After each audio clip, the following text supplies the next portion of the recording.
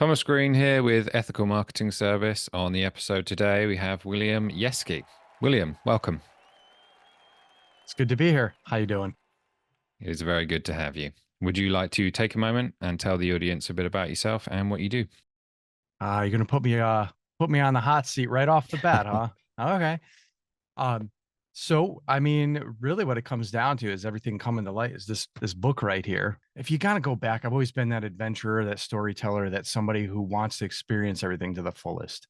You go into my background and it's uh prior military, I was involved in rally racing, and prior rally racing, BMW motorsport, and as a kid, I think it was 12 years old, um, 10 or 12, you know, my childhood dreams were crushed when Robert Ballard found the Titanic because that was my thing. I wanted to, I had books and atlases and sea maps and all this stuff as a child. That was one of my things, was to go forward and find the Titanic. And I knew all sorts of just crazy wild facts and stuff. And people were like, what, this coming from a kid. And military was always something that, what led me eventually down, is military was always an interest of mine. I don't know if it was because of, that promise of adventure, like they always kind of put out there. I guess the United States military, with the be all you can be, but they're always join the Navy, go see the world.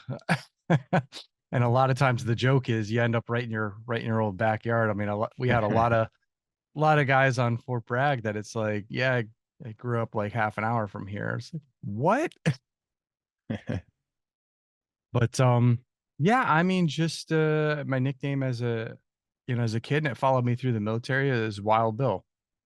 So I've kind of been able to take those stories of Wild Bill, and this one is not so much about me though. And this one is more about things that happened, to and around me during this particular deployment. But the story is really about them, and that's where I've found the rewards to be, if you will, is being able to present that these other guys' stories and stuff, and be able to, I mean, through some of these, there's a few of the stories in there to where these guys put forward and shared with me stuff that nobody else would have known. It was between two people, and to put that down in a book and have it immortalized, because the particular story I'm thinking of, that person is no longer with us. And it's in a way keeping those guys alive, keeping those stories alive. And really, it's something for some of those guys that were there, that were through those hard times, to put on their shelves and be able to look at and say, hey, I was part of that. I was part of something. I was part of something that had purpose and was greater than myself. Well, thank you for the introduction. There's a lot of good stuff there, but you did mention initially about the idea of signing up. So, what did that look like for you? And what were the emotions you were going through when you decided to actually make the decision? Sure. My story's a little weird on that, because I didn't come back around until 26. Um, I had always, I was saying before, that I kind of always had that call to purpose. And my cousin was ended up in the Marines at one point, and that was kind of, I saw his transformation in his life from there. He went from kind of a bit of a hooligan to someone who had the discipline, who had his stuff together, who had a beautiful wife, who had his life, both physically and mentally, just the changes and stuff there, it was very apparent. And I was talked out of it. The parents were, this was prior 9/11 as well. So, I mean, we weren't even at war at that point. And I'd seen the Marine recruiter, and he came by the house, and they were like, "Whoa, you're thinking of joining the military?" And it was like full stop for them. Like, "Oh, what can we do to get him out of this?" And I was promised college, and it was like, "Hey, you know what? We'll help pay for your college, and afterwards, if you still want to do the military thing, go in as an officer." I'm like, "Hey, that's not a bad deal. Why not? Let's go for that." And as life has its way, you find the college girl, and then life sort of goes a different path. And I think it was 3 years in to when they finally had enough of the Wild Bill as well. And they were, hey, it wasn't that my grades were bad. It was that I kept getting into trouble to where the campus was like, we can't have this guy on campus anymore. It was, I mean, it wasn't anything too wild, just those younger years, letting it all hang out kind of thing. And um, I ended up the path of BMW and then doing rally and stuff, and it was really good. But that girl left me, and I kind of just everything started falling apart. Like that left, and then some stuff happened with the business end, and I was going through the struggle on the rally end, and not recognizing that that was all really, quite honestly, part of the process of what I needed at the time in my life. I didn't have the discipline I needed, and I think that might have been kind of always that draw and that pull was there, that attraction there. Hey, you know what, you need this. And I should have listened to that, because at around 25, I was like, you know what, that's it. I'm just gonna close everything up. I'm gonna go back in. I'm going down a bad path. And I'm gonna hit the reset button. I'm gonna go join the military, see if they'll take me, and go try my hand at the Green Beret side of things. And that was 2008. So we're in the thick of it at that point. And I know my cousin came to me and was like, "Man, you're joining up in a time of war. Like, you kidding me?" But it was more of the fact of seeing what was happening over there, feeling like that call was meant for me, and really just answering the call and going for it. Thank you for that. I totally relate to, should we say, being intrigued or called to a life of discipline if it's not currently, I don't know, within you or being practiced, for example.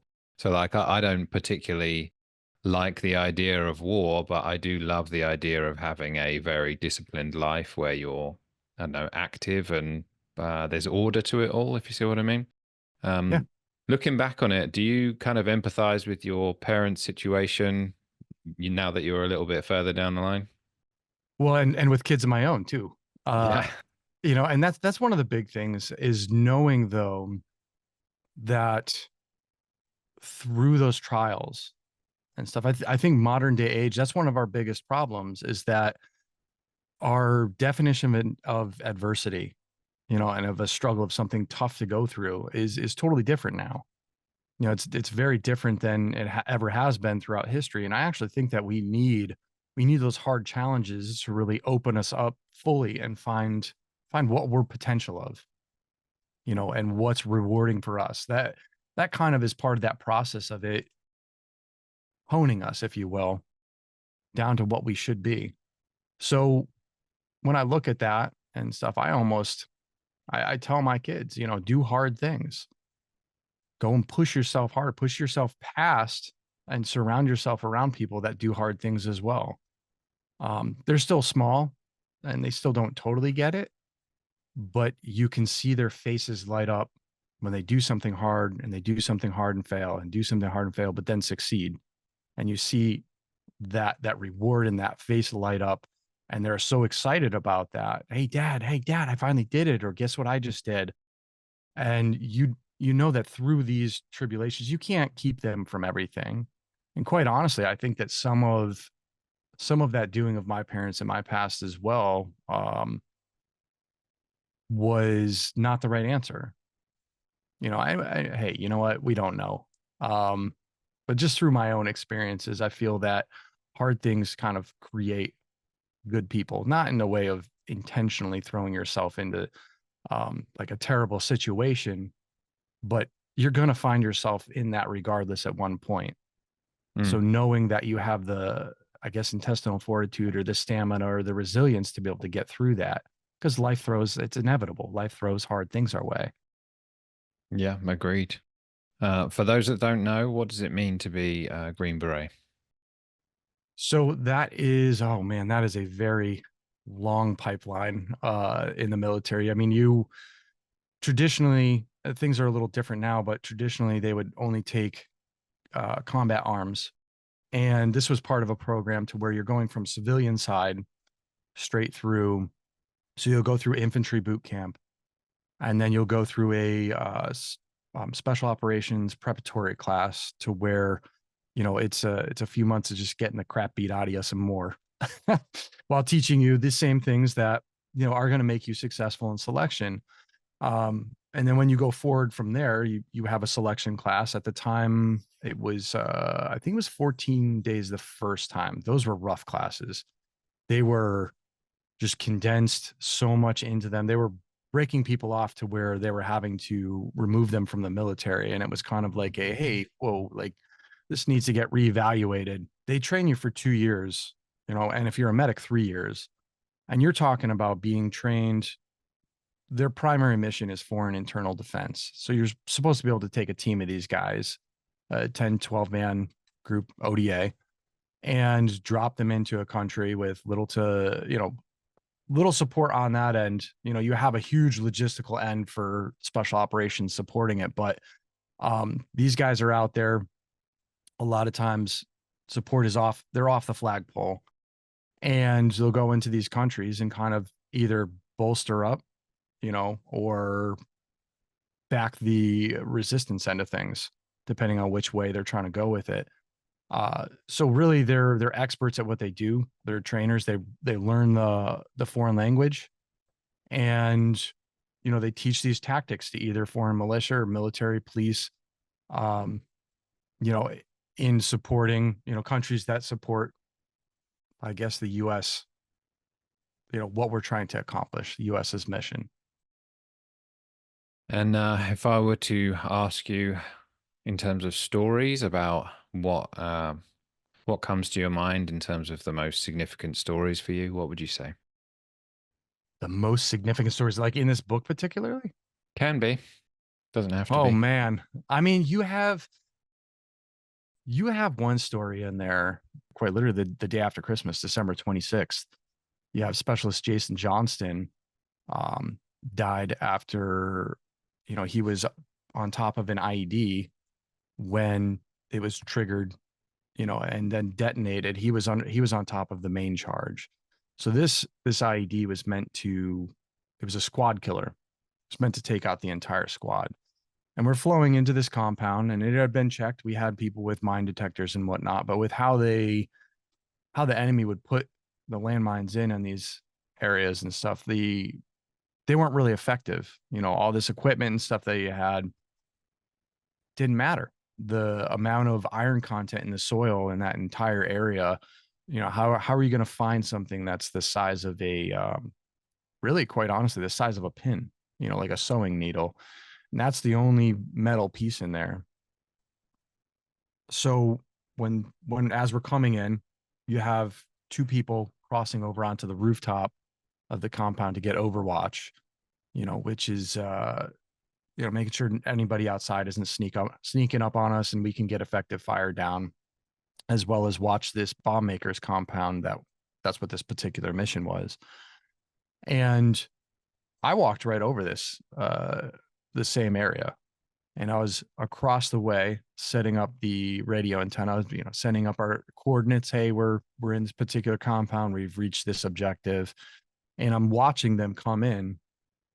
And that's when the initiator was hit, and just boom, and you see the shockwave, like time slows, and you see the shockwave roll over the vegetation there, and then you're just covered in dust. And it was immediately, and I think this is where some of my experience, with the racing world and stuff helped out with those adrenaline spikes and whatnot. Because on the radio on the other end, they didn't believe it at first. They were just, wait, what? Like, and I get on and I'm like, hey, we just hit an IED. You have my frontline trace, which is our position. I know we have at least one urgent surgical. I'll get back to you on the rest. Start spinning up the medevac. And immediately, once I got confirmation, it was, I knew that it was a really bad situation, because that whole squad had been there. Like everybody else there had been knocked down, knocked over. And this is me running up to what's considered a mass casualty. And the Lieutenant Vince Demarest comes running up as well. And really, RTO's job is to, report this stuff up to higher.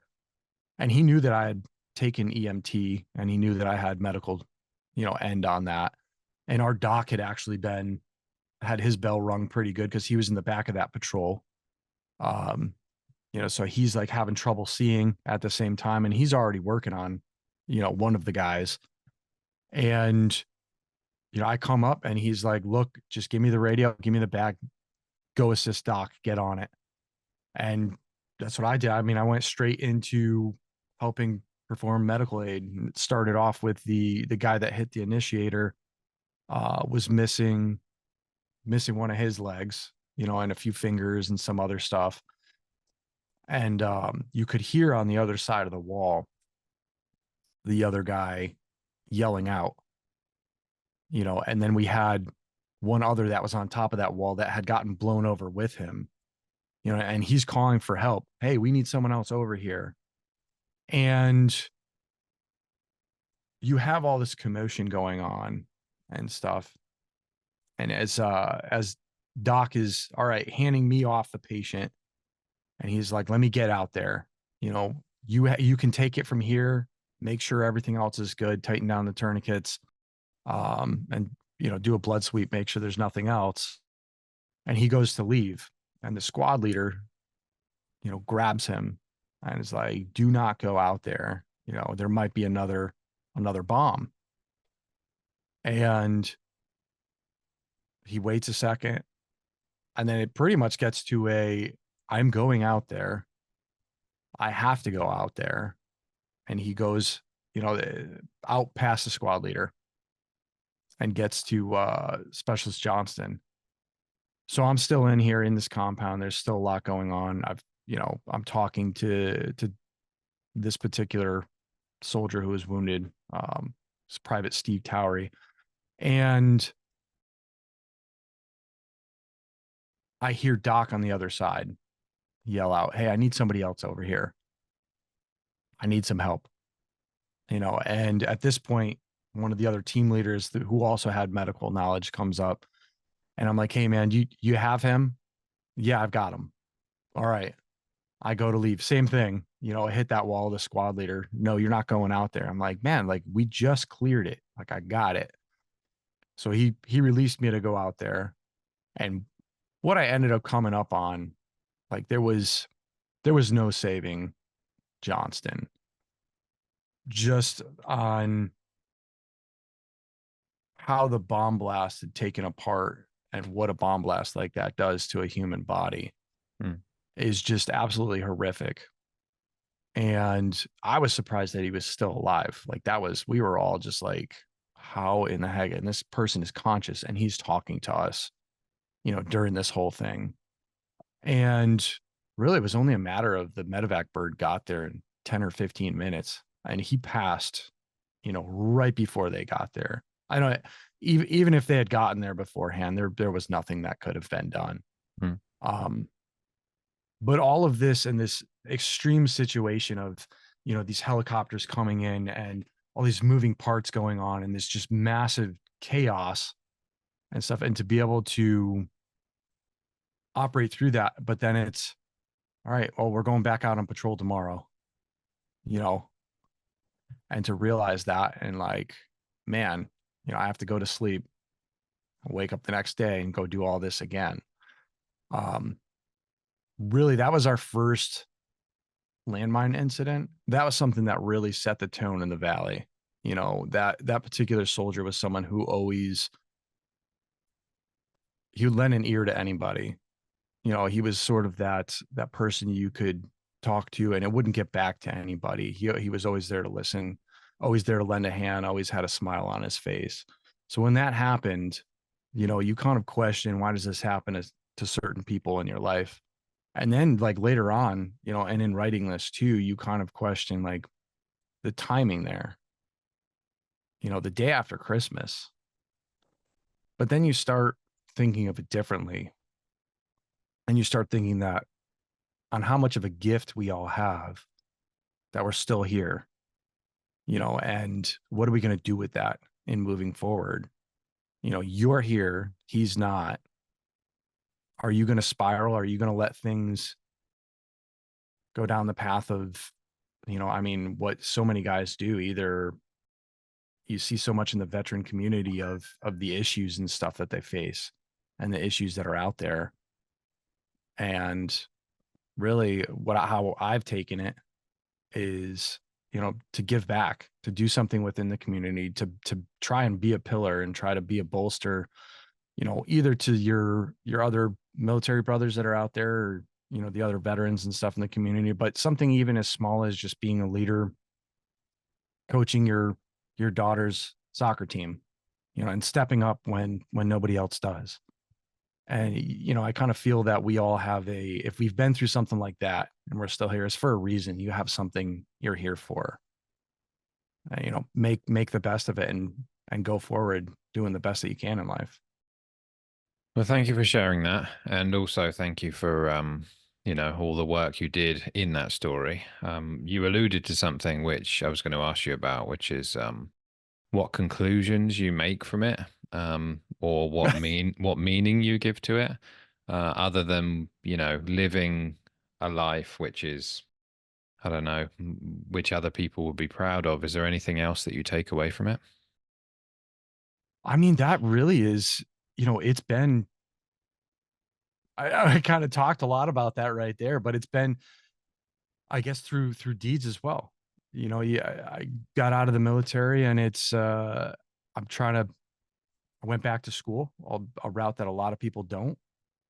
Um, there's a lot of them. I think I don't know what the rates are on the GI Bill, and using those benefits and stuff, but a lot of guys don't do that, and they're like, oh, well, school's not for me. And I'm like, well, you don't have to use that for traditional college university, right? Like, I mean, I did, but only because I knew where the barriers were that I had to cross, and even looking back on it, I look at some of those and go, I didn't really need to do that, but it did give some credentials in there. Um, but sharing that knowledge along the way and keeping in touch, that's been one of the biggest ones. But again, the most rewarding stuff through any of this has been when bringing other people in and working together, working collaboratively, don't not losing that, so many of them isolate. They cut themselves off from that support system that they've had. Don't do that. And I guess it's sharing that message and being that, either that face of it or that ear to listen to them, is one of the things that we could all do better. Totally agree. I know this is a bit of a late question, but which country was this in? Oh, this was Afghanistan. Okay. Um, yeah, we started out and you have behind me here that's actually Lashkargah, the flight line landing there, and that's where we started out. So we were, oh man, I'm trying to think, because there was some Gurkhas there, and House of Houses was out there. One of the artillery battalions from over there was working alongside of us in Helmand. Our battalion commander was trying to get us into Marja, and the Brits and the U.S. Marines didn't exactly want us there, so we kind of pivoted, and that's how we ended up in the Arghandab River Valley, which, as you all know, that was 2010 for the Kandahar surge, and that was a no joke time to be there for sure. Hmm. It's a general question, but if someone was to say, "What is Afghanistan like?" What would you say? Mm. I I loved the country, the landscape, the people, the mentality. Quite honestly, that they really do have like there's this different nomadic tribal, but they're loyal to each other. There's this kind of warrior spirit there to where it's just broken down and it's so primal. I would say to where they have a different understanding, I guess. And the ones we had some really good Afghans that I met along the way on there. And I think that it changed some of my own mentality on, your loyalties and stuff to your friends and what you'll do for someone else. It really opened my eyes into some of those good ends of things. Um, but yeah, that country is absolutely gorgeous. Besides the landmines, I loved the time there. Other than that end of things, but really everything around was just um absolutely incredible. It's like taking a step back in time, but also being able to see, I guess, in some of the way that the people operate and out there, you have to be able to lean on each other for community. And it's pretty cool to see that. Thank you for that. That is one hell of a caveat. I'm not sure that I've ever heard such a big caveat in terms of besides the landmines. That might be a record for me. But the thank you for the story. The question is, any funny stories you want to share? Oh man. When you have life at these extreme highs and lows, you're gonna have these experiences that um it might have nothing to do, but you see the funny in it. You see the humor in. Like, the one I was thinking of in particular is someone we were coming in and the to a compound to stay over and run what is called RNS patrols, so like small kill teams out into this village. So we were using this particular compound as home base, and we're going to split the squad up and have teams of 4 to 6 guys go out on like little recon stuff while the other ones stayed back and kind of watched around and then flip flop, go back and forth. And we get into this thing. The squad leader has this extreme case of dysentery, and he's just got it coming out of both ends. Okay.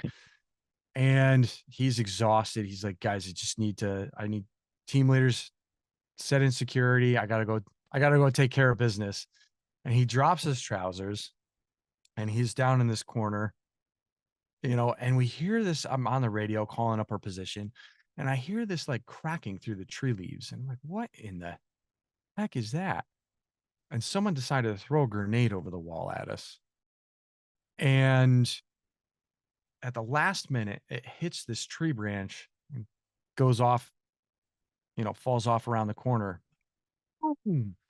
And I have never seen anybody, because I had looked straight at him, and I have never seen anybody go from a full squat to throwing on his kit and getting into battle like so quickly. And then just the hilarity of it all. And afterwards, the everybody's kind of cracking up, like nobody actually was injured or hurt during it. It could have gone very, very badly, you know, but as they flow out and react to this grenade, and they're going after this 3-man team of insurgents that just threw a grenade over the wall at us, and we're shooting AKs up at everything. Um, that's the other thing, is the machine gunners that were on the roof. That we loved putting guys on the roof for Overwatch. The machine gunner on the roof, these guys are so close, he couldn't get his weapon down. And he's going to pivot it, and he realizes it, and he kind of looks over at the grenadier that's next to him, and he's like, this could be it. He stands up and is shoulder firing, this what's normally fired on a bipod or a tripod, a 240 Bravo machine gun, down into this orchard with rounds zipping around him. And the grenadier is this fresh young guy, and he's just like, what do I do? And he yells down to his team leader, am I shooting back? And of course he's like, yeah, you idiot, like, let him fly. And the grenadier, he has these 40 millimeter grenades in this belt across here, but he hasn't fired these things in forever, and your adrenaline's high and it's kicked in. And it's like the entire battlefield just goes completely quiet when the first round goes out. Because everyone, they know that sound. It's boom. But this round goes so far wide, and we see it, and it just goes over the entire village out into one of the orchards in the distance. And it's just dead quiet. Nobody's shooting, he's not shooting down into it anymore. They're not shooting up at us. It's almost like everybody on the battlefield is watching this round go off. And as soon as it detonates in the distance, you hear the and it just all lights back up. And it was just this moment of when you go back and you look at it and everybody just has this good laugh about it because he kind of found his mojo afterwards. And I think it's the fastest I've ever seen somebody unload, 12 grenades into a compound. Like when they got into there, is job well done. There was nothing left standing, um, for sure. But to be able to go back, and see these moments to where it could have gone completely different, but be able to laugh about it and stuff. There's some funny combat stories in there. Yeah, 100% agree in terms of that it's bad form to throw a grenade at someone who's got their trousers around their ankles, right? There's a certain etiquette that you should attempt to aspire to. Right, exactly. I mean, come on. It's the same thing as never hit a man with glasses, right? Yeah, well, I'd certainly like everyone to adhere to that. But we sort of getting the point to the story where presumably, I don't know how long you're there for, but in terms of when you decide to exit or leave, what's that process like for you, and what kind of emotions are you going through at that point? Well, so this particular deployment was for a year, but the Arghandab River Valley was about 8 months. Um, quite honestly, most of us never thought we were going to get out of there. I mean, you have to look at the numbers. And then it got to the point to where as they're sending in these replacement kids, we didn't even want to get to know them. It was so bad. It was, well, we had one kid, his first patrol out with us, he hit a landmine. That was private bets. And it just got to the point to where you had to look at it and say, I'm probably not getting out of this. It's been great. And you have to look at it differently, you know. So when it comes up that you are leaving, you almost have this that it's too good to be true. I kind of wrote that into as we're leaving on the plane.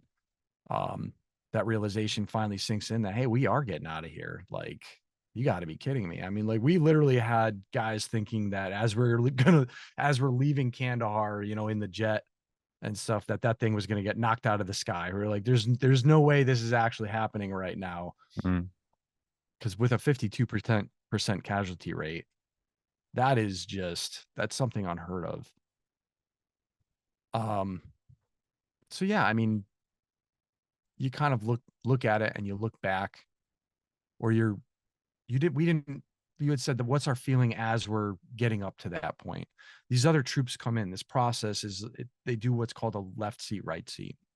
And I remember the left seat, right seat we did when we got to the valley with the unit that was there. They were terrified. You know, they hadn't left the wire in X amount of time. So we were determined to like, hey, let's try to instill in these guys everything that we need to show them to survive out here. Because we had a hell of a time out here. Let's try and at least see what we can do. Because if we don't, it's going to go very badly for them. And it did do. It was better for them, but they that valley has claimed quite a few people. And I guess that as you're leaving, kind of that elation, but also that realization of how many people were affected from there. Like, as writing this, there was even things that I didn't realize, like, so when we got to Kandahar, that's your last stop. You know, there's going to be 2 or 3 weeks. We're just waiting on logistics to get you guys flown out of the country. So you're gonna stick here by the flight line. It's going to be close by. And I went in to go and talk to the medevac birds, the combat rescue, the Air Force PJs that were out there with us. And I go into their hut that's up by the flight line, and I'm like, hey, where's the guys from Pedro? I just wanted to say thanks. Oh, whoa, who were you with? Well, we were over here in the Arghandab, and they kind of got this look on their face, and they were like, well, yeah, they're not here anymore, and not really understanding, because it was kind of weird. the vibe in there was just kind of weird, but not understanding that you weren't just not there anymore. They'd been shot down at one point, you know, and that crew, one of the crews that was providing medevacs for us that I had wanted to thank, you know, they had all been killed.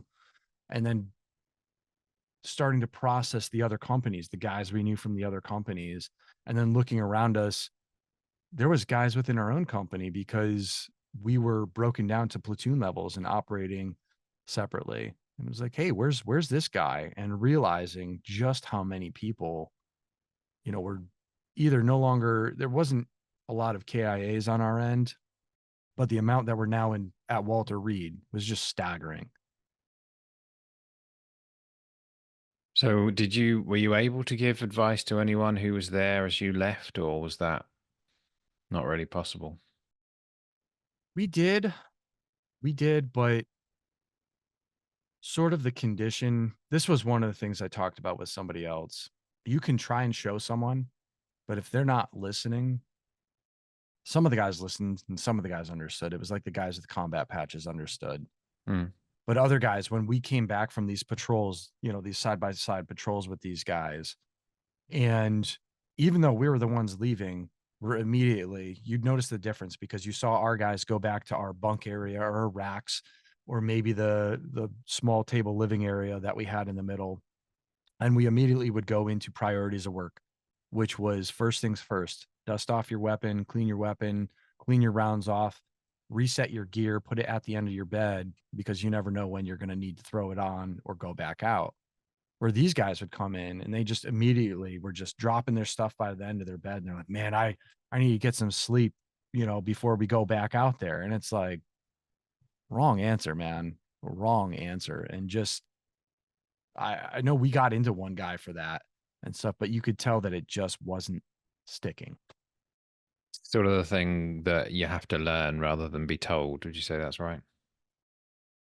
Yeah, you can be told till by someone till they're blue in the face, but until they experience the severity of it and hopefully, you know, not end up with terrible repercussions for their lax behavior towards it. That's the big part is because you know that their life's on the line, you know, as well as the guys around them. Mm. What about when you decide to resign from the military? Um, what does that look like? So that happened in 2015. I finally left active duty. I did go over to the reserve side for a few years. I didn't have to, but it was more they got me with that how are you going to provide with your, you know, for your family during this time. And I really didn't.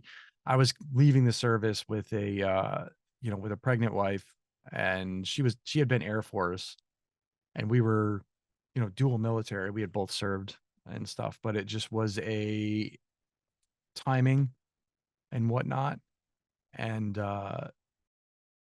getting out that door and transitioning out of the military into the civilian side, that was rough. Rough for a few reasons. Rough for the fact that an airborne unit and during a time of war and with how kinetic things were at the time, there just was no, you know, for you to get the time to do all the to check off all the boxes and stuff. I'm surprised that I was able to get everything done and out the way I did, but it was not successful in the way of, you know, coming out, had no job, scrambling to put these plans together. It was chaotic, you know, to say the least. Trying to find my options out there, find um how to provide, find I guess where everything was because I moved to a different state when we came back than I had ever been used to. I came back to Maryland. I grew up in Connecticut. I lived in North Carolina for 9 years. But then, I mean, just one thing after another. It was adjusting. It was adjusting to the hurdles life throws at you, you know, and it's continuing to adjust. It's gotten a lot better since then. But I can definitely see to where that right there is probably one of um, the biggest hurdles for somebody who did any time in the service, and one of the most dangerous for them, I guess, is when they're leaving the service because you have to look at they're getting their support system a lot of times pulled out from underneath them. those friends of theirs and whatnot, they're not there anymore. They're not there in your back corner. They are, but not really. So if you could give some advice to someone who would actually listen, and it's someone going to be a civilian on day one, what do they do? On day one out of the military, day one, honestly, take a breath, kick back, and relax. I know, like, you just have so much of that and that weight of, but not continuing to relax though. That you see that end to where, wow, all right, I'm out and I don't have this PT schedule anymore. And I don't have somebody yelling at me to do something or this timetable to go by. But take those habits that you learned in the military. Yes, take your break when you get out, but take those habits that you used and integrate them into your life instead of blowing up and gaining a bunch of weight and stuff. Still be doing that physical exercise in the morning. Move your body. You're made to move. Get up when the alarm goes off. Don't delay things. I guess just stick to have a schedule. It doesn't have to be as rigid as the military, but have a plan and then have a backup plan. They always teach you a pace plan: primary, alternate, contingency, and emergency. That's one of the whenever you go on a trip, or just really with anything, you can take this stuff and you can use it on that civilian end of life, and it really sets you up for success in a lot of ways. Take what you learn from the military, apply it to your personal life. Is that fair? Yeah, Okay. absolutely fair. Sounds like good advice to me, anyway. In terms of the book, how long did it take to write, and was it difficult to write? So definitely difficult to write. The and not in the way of where you would think. It was easy to put the words on paper. The first draft, and you're gonna be like, you gotta be kidding me right now. The first draft took me 2 weeks to put down. That's the what I turned into the publisher was 60,000 words. I told him, hey, this is an unfinished manuscript. I'm literally just holding myself to the fire right now, but it reads a lot like this particular book. What do you think? And I got back you're right, it does read quite a bit like this book. I'm going to bring it to the round table in 2 weeks. I hope you're okay with that. That's like blown. It, it really, when I wrote this stuff down and I did that, I thought it was something I was going to have to self-publish. This book was an answer to another book that came out that a lot of the guys that were in that particular unit, and on that particular deployment, they were ticked off because it wasn't complete. It didn't have, and that's another reason why this is only from my platoon, is there was so much that happened on that particular deployment and in that year. There's no way you could put it into one book unless it was, something huge. Um, each platoon has its own story. Each person there really had its own story. And I tried to show that in this book because it's not really my end. Like, I follow I'm the continuity, I guess, within there, but there's a lot of the other guys are in there as well. But yeah, 2 weeks. And then it was a year of edit. And um, really that year of editing and then dialing in some of these stories and stuff, I was able to, I slowed down enough to really realize just that's when it started affecting me. I've never had an issue talking about these stories, but slowing down enough to where you start actually processing everything that happened out there. And there's some stories where I was just, I mean, in tears, putting this stuff down on into the manuscript and stuff, but knowing that this is going to transfer over into there. You have to face this right now and everything. You've been through this, so like, where is this coming from? But this knowing that is good. Quite honestly, it was good for myself. It had a some healing effect in the way of facing those traumas. Anytime you sit down and face something like that and go back through and analyze it, or are able to process through everything that happened, you're going to get something from it, Yeah, and I can that's imagine it being quite a therapeutic process. Is there yeah. any part of the book which you look back on almost positively or favorably? Oof, I mean, the entire thing, like, that is I love, like, some of these, like, in the stories, like, portraying some of these other guys and getting these stories out. I mean, they are really a great group of guys. I think some of them don't even see the potential behind what they did there, or behind their mindset and stuff, and the mindset that some of them still continue in. I know I wrote something afterwards after talking to one of the guys just because he's been through so much, but he continues to do that perform at those levels that we did, you know, and he was someone that I occasionally hated this guy, with some of the stuff he would come out with, and he was just a hard guy to deal with, but at the same time, he was never wrong. It was like, how can you be mad because, like, he's right, dang it. But, um, to see that and to see him take that same movement towards excellence, or that movement towards being everything that he possibly could and putting his all into that particular project or that particular patrol, um, that right there, and to be able to bring it to the public light and to be like, hey, these people are out there, and to recognize that, uh, that's been that's been so rewarding for me. It reminds me of something that I've spoken to a lot of military people, and a lot of them say that the brotherhood or the camaraderie, that type of thing, really sticks with them, stays with them long after they left. So I sort of get it. Is there anything I should have asked you about today? There's probably a few. I like to chase rabbits sometimes, though, and we just don't get the time. All right. Well, if people want to buy the book or connect with you, where do they go?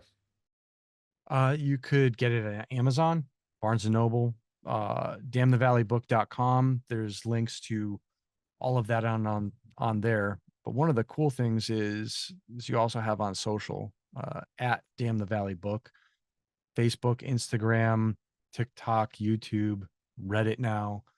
And then furthermore, I mean, the flag from the front cover of this thing is, along with a bunch of the other artifacts that were in the story, are actually now part of the DoD historical collection and housed at the Airborne and Special Operations Museum down in Fayetteville, North Carolina. So it's kind of some of the end that came from the book that a lot of people don't realize, on just how much went into this thing and how much is behind there. There's going to be there's the books I have down to the serial number of the weapons, and the round counts that we had on each patrol. Like, it's crazy the amount of information I've got behind it, and that's not what's put in the book. The book reads very much like it's an easy read. It's a stream of consciousness. It's not what you normally get in a nonfiction military book.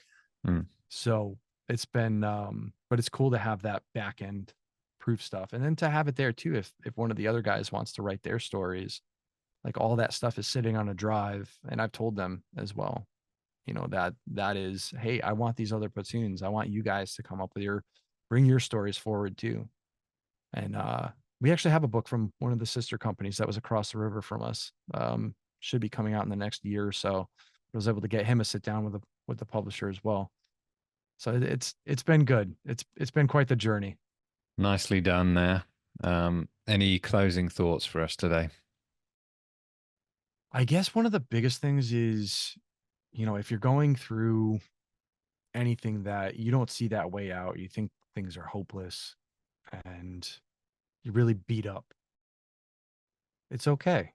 Take a breath, take a tactical pause. It's going to be all right. You have people around you that care, and there's always a way out. You just need to be able to, I guess, calm down enough to see it. All right. Well, Wild Bill, thank you for being a great guest today. Thanks for having me on.